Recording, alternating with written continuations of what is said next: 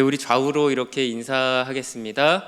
하나님과 동행하십시오. 인사해 보겠습니다. 하나님과 동행하십시오. 하나님과 동행하십시오. 가장 의미 있는 인생은 하나님과 동행하는 삶이라고 생각합니다. 하나님과 동행하는 삶이 되시길 주님의 이름으로 축복합니다. 사랑하는 성도 여러분, 우주는 허무입니다. 이렇게 말씀드리면은 장 목사가 또 설교를 하면서 또 무슨 소리를 하는 건가라는 눈으로 이렇게 다 고개를 드실 줄 알았습니다. 이 문장은 제가 한 얘기는 아니고요. 예전에 읽었었던 천체 우주학에 관한 책, 한 교수가 쓴 책입니다. 그런데 이 책에서는 우주는 허무다라고 이야기를 합니다. 왜 그런 이야기를 했느냐? 이 학자가 이 우주를 연구하면서 정말로 마음에 둔 곳이 있었어요. 어느 성단, 어느 별을 정말로 마음에 두고 그것을 정말 평생을 바쳐서 연구를 했어요.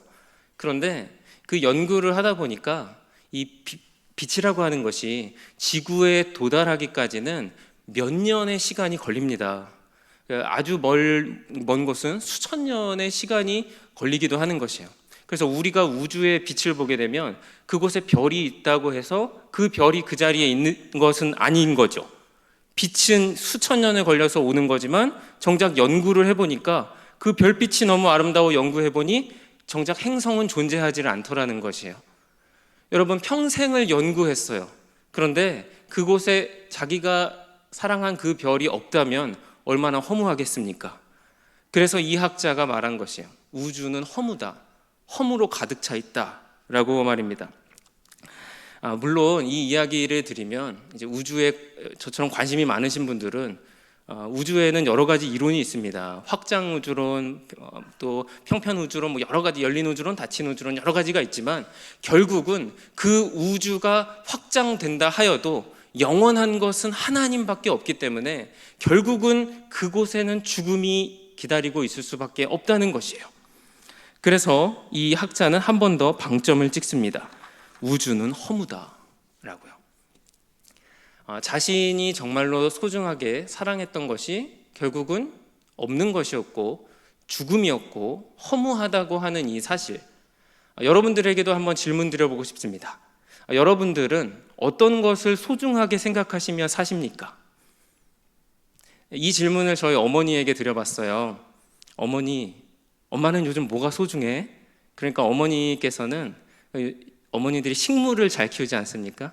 그래서 한참 리톱스를 키우고 계셨어요. 뭔지 아시나요? 선인장 같은 겁니다. 이제 키우면서 엄마가 리톱스 이러면서 보여주셨어요.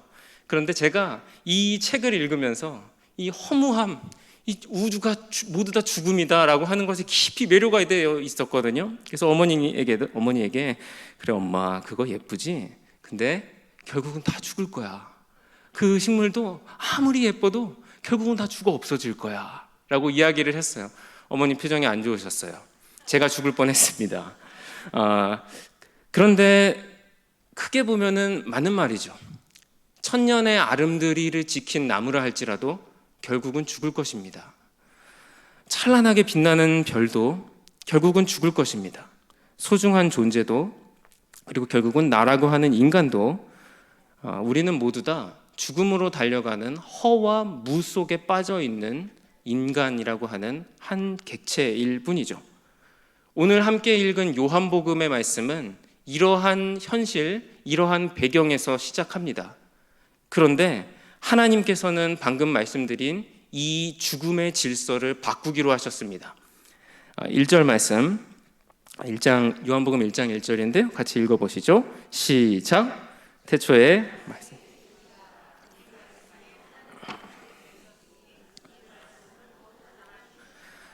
요한복음 1장 1절에는 이렇게 나와 있습니다. 태초에 말씀이 계셨다라고요. 창세기 1장 1절에는 하나님께서 천지를 창조하셨다고 하셨습니다. 그럼 천지가 지어지기 이전에 하나님만 계신 것이 그 시작입니다. 요한복음 1장에서는 창세기 1장 1절과 비슷한 말씀을 해주십니다. 그런데 그게 뭐냐면 태초에 말씀이 계셨다는 거예요. 하나님이 계셨다고 하는 건 창세기에서 배웠습니다. 그런데 태초에 말씀이 있었다고 합니다. 그러면서 이 말씀은 하나님과 함께 계셨는데, 또 신기하죠? 이 말씀이 곧 하나님이시라고 합니다. 그런데 3절 말씀 또 읽어볼게요. 시작. 만물이 그로 말미암아 지은 바 되었으니 지은 것이 하나도 그가 없이는 된 것이 없느니라. 아멘. 태초에 세계 지어지기 이전에 계신 하나님, 그리고 요한복음 1장 1절에 나오는 말씀, 그런데 말씀이 하나님과 함께 계셨고 이 말씀도 하나님이라고 하십니다. 그런데 세상이 지어진 이 만물이 그로 말미암아 지은 바 되었다고 합니다. 말씀으로 지어졌는데 말씀을 의인화하죠. 그로 말미암아 지어졌다. 사실은 우리는 요한복음의 결론을 이미 알고 있습니다. 이 말씀 하나님은 누구시죠? 예수님이세요. 자, 그런데 4절과 5절 또 읽어보겠습니다. 시작. 그 안에 생명이 있었으니 이 생명은 사람들의 빛이라. 빛이 어두움에 빛이 돼 어두움이 깨닫지 못하더라. 그 안에, 말씀 하나님 안에 생명이 있었습니다. 그리고 이 생명은 사람들의 빛이라고 4절에 했죠. 문제는 빛이 어두움에 비치어서 이 세상의 어두움에 빠져 있는 사람들이 그 빛을 깨닫지를 못하는 겁니다. 그래서 다음 구절 함께 읽어보겠습니다. 말씀이 14절 말씀 시작. 말씀이 육신이 되어 우리 가운데 거하심에 우리가 그의 영광을 보니 아버지의 독생자의 영광이요 은혜와 진리가 충만하더라. 아멘. 그 빛을 사람들이 어둠 속에서 알아보지를 못하니 말씀 하나님이신 생명을 가지신 빛이신 예수님이 말씀이 육신이 되어 우리 가운데 내려오기로 하셨습니다. 그래서 우리가 그의 영광을 보니 아버지의 독생자의 영광, 즉 그를 보니 하나님의 영광도 보이게 되고 은혜와 진리가 사람들도 충만하게 된다는 것이죠. 사랑하는 성도 여러분, 인간은 허와 무 속에서 모두 다 죽을 운명입니다. 죄라고 하는 바이러스는 하나님이 태초에 만드신 아름다운 그 세계를 파괴하였고 모든 존재는 객체가 되고 인간이라고 한들 죽음이라고 하는 그 허무함 속으로 달려갈 수밖에 없는 상태였습니다. 그런데 예수님은 말씀 하나님이셨어요. 그 생명을 우리에게 보여주고 싶으셨는데 사람들이 어둠에 빠져서 알아보지를 못하는 겁니다. 그래서 예수님이 직접 오시기로 하셨어요. 그 예수님을 발견하면 우리는 그 죽음이라는 허무함을 떨쳐낼 수 있게 되는 것이죠. 사랑하는 성도 여러분, 우주보다 크신 하나님께서 바로 나를 사랑하시기 때문에 우리를 만나기 위해 이곳에 오신 줄 믿습니다. 슬픔과 눈물과 죽음을 뚫고 죄와 허무함이 너의 주인 노릇하는 것을 내가 더 이상 지켜볼 수 없다고 하는 예수님의 결심과 함께 우리에게 오신 것이죠. 저는 오늘 이 말씀을, 이 요한복음 1장 3절의 짧은 말씀을 함께 나누기 위해서 요한복음 1장을 짧게 풀어보았습니다. 그런데 이 내용을 전하려고 하는데 이 말씀이 너무나 많이 감동이 되는 것이에요. 사랑하는 성도 여러분들 어떠십니까? 이 사실이 감동이 되시나요? 예수님은 우리에게 오신 것에서 그치지 않으시고요. 우리 요한복음 1장 12절과 13절 또 한번 읽겠습니다. 시작. 영접하는 자, 곧 그 이름을 믿는 자들에게는 하나님의 자녀가 되는 권세를 주셨으니 이는 혈통으로나 육정으로나 사람의 뜻으로 나지 아니하고 오직 하나님께로부터 난 자들이니라. 아멘. 할렐루야. 아멘. 이 이야기를 하려고 단위에 서는데 저 뒤쪽에 앉아서 찬양을 부르면서 너무너무 감당이 안 됐습니다. 하나님, 대체 우리가 뭐라고, 제가 뭐라고 저를 이렇게 사랑해 주시나요?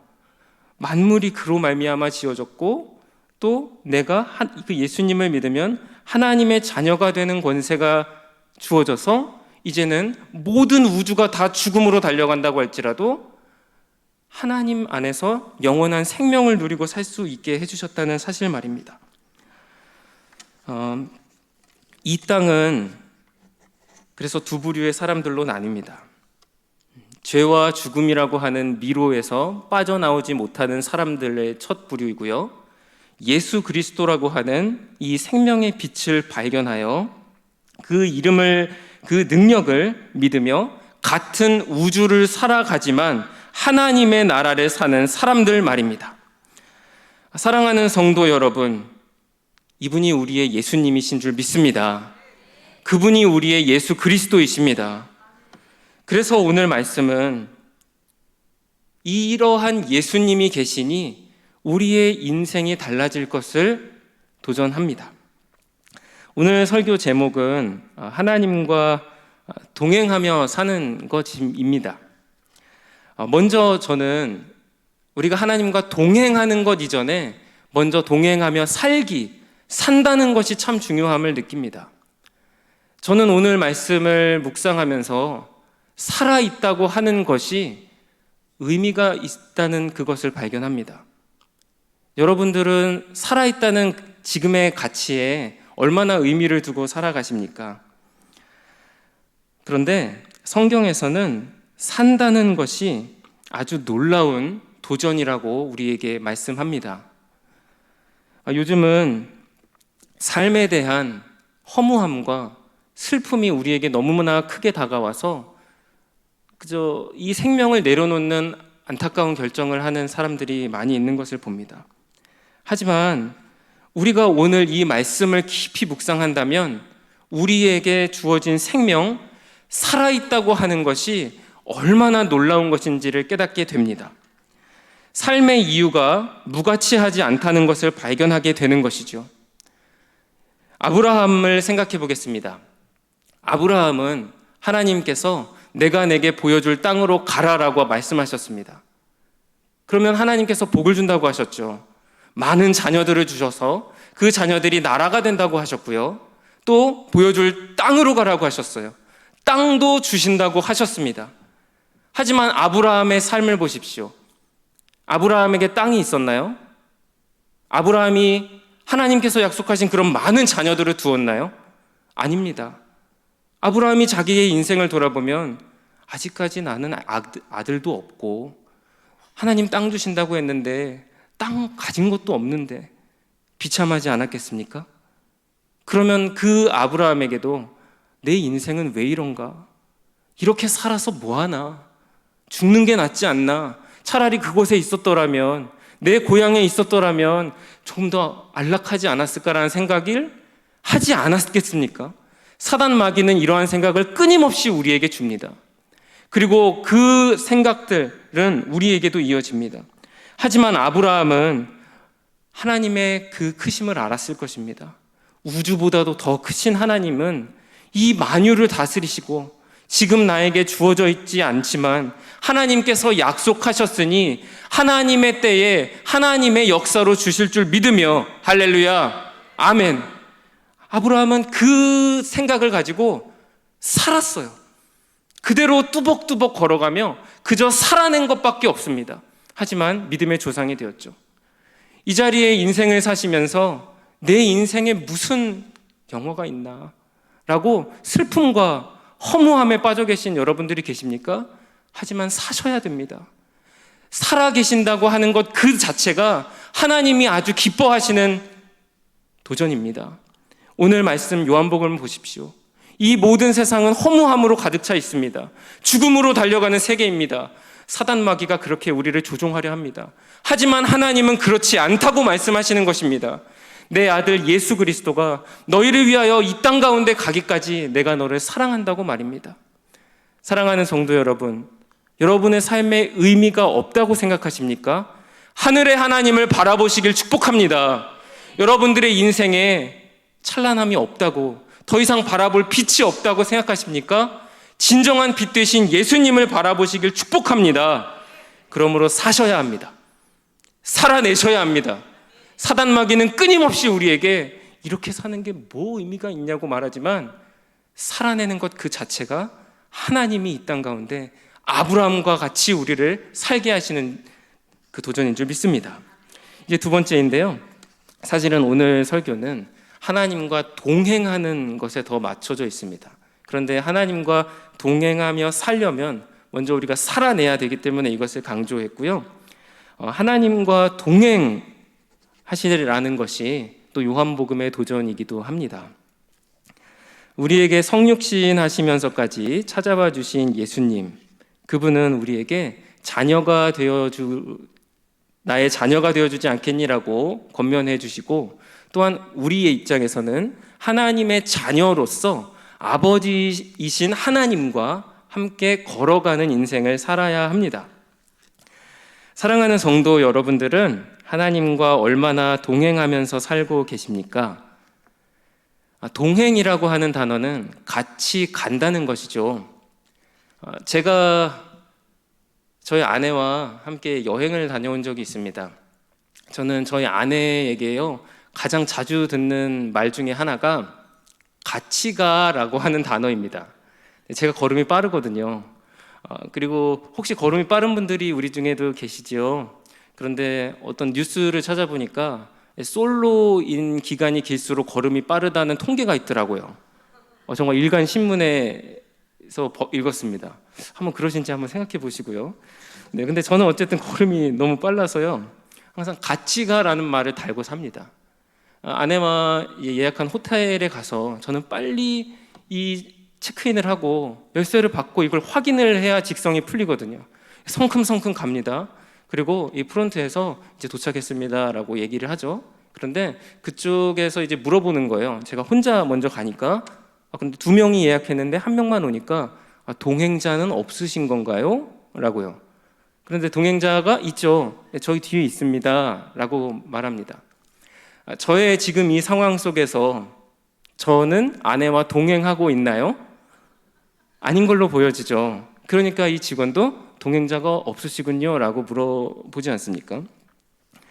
우리의 인생이 물론 앞서 말씀드린 것처럼 예수님의 그 인생의 계획이 있는데 그 걸음에 우리가 따라가지 않고 느리게 주저앉아 버리는 것도 문제이지만 예수님의 그 걸음과 다르게 너무 빨리 가는 것도 문제가 됩니다. 주님과 동행하는 것, 주님의 걸음에 맞춰서 간다고 하는 것이 우리는 쉽지 않습니다. 하지만 그 주님의 걸음, 주님의 템포가 어떠한 것인지 우리는 알 수 있는 방법이 있습니다. 바로 하나님께서 계시해 주신 말씀입니다. 요즘은 말씀을 보는 게 참 쉽지 않습니다. 핸드폰이라는 게 있어서 더 그런 것 같아요. 예전에는 제가 삐삐 차고 다니던 시대에는 조금 낯섰던 것 같습니다. 삐삐 들어와도 그냥 내가 연락 안 하고 말씀 보면은 볼 수 있고요. 잠시 하나님과 묵상하면서 하나님, 오늘 제 하루는 어때 보이세요? 제가 놓치고 있는 회개할 거리는 없나요? 라고 질문을 할 수 있었어요. 하지만 핸드폰이라고 하는 게 너무나 수시로 울리니까 예수님의 템포에 맞춰서 말씀을 묵상하는 게 쉽지 않을 때가 많습니다. 그럼에도 불구하고 우리는 말씀을 묵상해야만 합니다. 왜냐하면 하나님의 템포는 말씀으로 알려주시기 때문입니다. 오늘 담임 목사님께서 새벽 강단에서 말씀을 선포해 주신 것을 생각해 보시면 디모데라고 하는 사람도 사람들을 경책해야 할 때가 있고 또 사람들을 위로해야 할 때가 있으며 논리적으로 그들에게 복음을 전해야 할 때가 있는 반면 위로해야 할 때도 있다는 것을 듣지 않았습니까? 디모데가 이 하나님의 박자를 어떻게 분간할 수 있을까요? 묵상입니다. 말씀을 묵상하는 것 말고는 디모데도 자신이 어떤 것으로 나아가야 할지 깨달을 수가 없습니다. 디모데도 그럴진데 우리도 마찬가지이지 않겠습니까? 바쁘셔도 말씀 보셔야만 합니다. 아무리 바쁘셔도 기도 내려놓으시면 안 됩니다. 그래서 우리의 저녁 예배가 참으로 소중한 것이죠. 오늘 우리가 이 본문을 보는 이것도 또 우리가 말씀을 가까이 할 수 있는 방편을 하나 소개해 드리려고 하는데요. 오늘 이 본문은 다음 세대국에서 정한, 그리고 1청년과 2청년이 백령도 선교를 나아가면서 정한 주제 말씀이기도 합니다. 저는 말씀을 준비하면서 이런 캠프의 시즌이 되면은 항상 캠프의 주제의 말씀을 수요나 금요에서 여러분들과 함께 나누고 있었습니다. 알고 계셨나요? 네, 알고 계신 분도 있으시고 모르고 계신 분들도 계셨죠. 제가 또 교회의 비밀 하나를 알려드리면요, 우리 교회에는요 다음 세대국에서 아이들이 이런 예스지라고 하는 이 큐티지가 나갑니다. 이 큐티지의 본문이 어떻게 선정되는지 아시나요? 담임 목사님의 새벽 강단에 말씀에 같은 장이 나가요. 그래서 학부모이신 여러분들께서는 목사님의 새벽 말씀을 들으시고 우리의 자녀들이랑 이 말씀을 가지고 너는 어떻게 말씀을 읽었니라고 나누실 수 있는 아주 좋은 기회가 있으신 것이죠. 하나님과 동행할 찬스이지 않습니까? 할렐루야. 아멘을 하셨으면 이제 자녀들과 가정 예배를 해주실 줄 믿습니다. 네, 이렇게 우리는 하나님과 템포를 맞춰서 말씀 속에서 하나님의 박자를 따라가야만 합니다.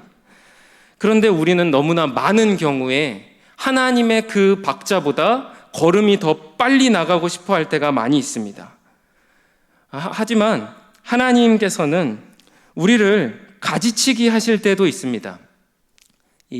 오늘 함께 읽은 이 본문에서 이제 요한복음은 이어지는 큰 7가지의 예수님의 자기 계시가 있지 않습니까? 1장은 예수님이 이렇게 성육신 하신 분이심을 나타내어 주시고요. 그리고 뒤로 갈수록 그 예수님은 이런 분이시라고 7가지를 소개합니다. 생명의 떡이시고요, 세상의 빛이시고, 그리고 양의 문이시며 선한 목자시고, 부활이고 생명이시며 길이고 진리시고 참포도나무이시죠. 네, 모델을 보냈네요. 네, 참포도나무이신 부분을 또 집중해서 보면요, 예수님은 그 나무이시고 하나님은 우리의 농부이시잖아요. 그리고 우리는 예수님께 붙어있는 가지라고 묘사를 합니다. 그런데 가지의 입장에서는 식물을 키워보시면 아시겠지만 쭉쭉 뻗어나가고 싶은 성질이 있어요. 어떤 가지든지 쭉쭉쭉쭉 뻗어나가고 또 열매도 자기 마음대로 맺고 싶어하는 경향이 있습니다. 아주 우리와 같아요. 하지만 하나님께서는 농부이셔요. 가지를 쳐주십니다. 가지를 왜 치시는지 아십니까? 가지를 치지 않으면은 그 나무가 제 힘을 쓰지를 못합니다. 열매를 맺는 데에 양분을 써야 되는데 가지를 쭉쭉 뻗어나가는데 다 양분을 써버리는 경우가 있기 때문이에요. 그래서 농부는 좋은 열매를 위해서 가지를 칠 수밖에 없습니다. 나무를 위해서죠. 그리고 또 다른 이유는 열매를 자신이 맺고 싶은 대로 맺는 경향이 있지만 너무 많은 열매를 맺어버릴 때도 문제입니다. 왜냐하면 열매의 수만이 중요한 것이 아니죠. 질도 중요하거든요. 가장 최적의 질과 가장 알맞은 수를 맺는 것이 나무에겐 중요한데 목자는 그것을 너무 잘 압니다. 때문에 가지를 쳐주는 것이에요. 우리의 인생이 지금 하나님 내 인생이 이렇게 진행돼야 되지 않습니까? 지금은 이쪽으로 가지를 뻗을 때입니다 라고 말할 때가 있습니다. 하지만 하나님은 우리보다 우리를 더 잘하시는 줄 믿습니다. 이러한 내용을 우리가 어떻게 할 수 있죠? 이 요한복음에 참 포도나무이신 예수님께 우리가 붙어 있고 하나님이 우리의 농부이시라는 것을 깨달을 때만 가능한 것이 아닙니까? 그러므로 말씀을 내려놓으시면 안 된다는 것입니다. 그러므로 말씀을 읽으시고 기도를 내려놓으시면 안 된다는 것입니다. 미가서 6장 8절입니다. 하나님이 우리에게 원하시는 것이 있습니다. 읽어보겠습니다. 시작. 사람아, 주께서 선한 것이 무엇임을 내게 보이셨나니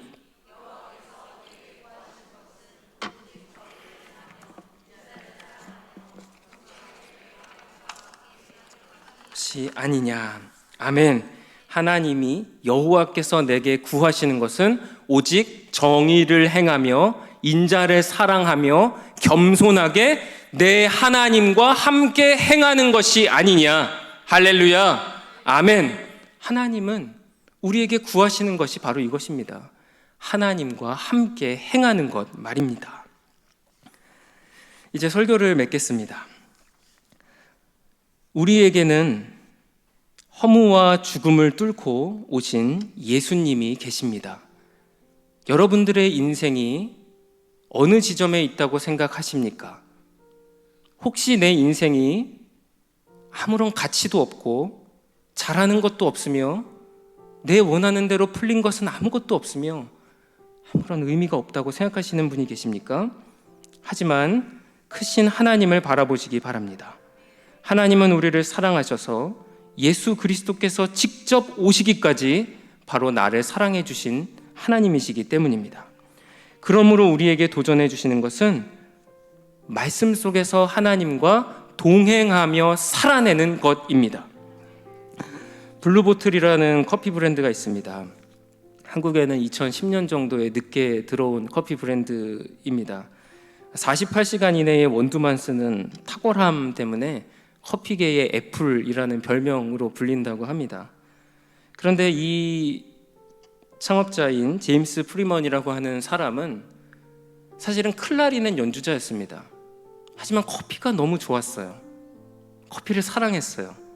그래서 커피를 늘 가지고 다녔는데 공항에서 비행기를 타고 이동할 때조차 자기가 내린 원두를 준비해서 뜨거운 물을 받아 그 커피를 마실 정도로 커피와 동행했던 사람입니다.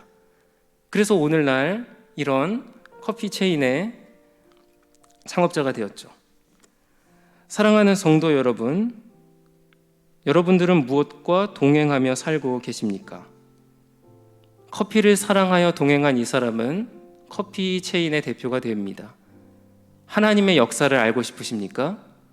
하나님이 얼마나 나의 인생을 사랑하시고 내 인생을 디자인하시며 이끌고 나가는지 확신하고 싶으십니까? 하나님과 동행하십시오. 말씀과 동행하십시오. 내려놓지 마십시오. 아무리 바쁘다 하여도 내 삶이 의미가 없어 보인다 할지라도 포기하지 않고 하나님과 말씀 속에 동행하십시오. 그렇게 동행할 때 하나님의 뜻으로 더욱 역사해 주실 줄 믿습니다. 찬양하며 나아가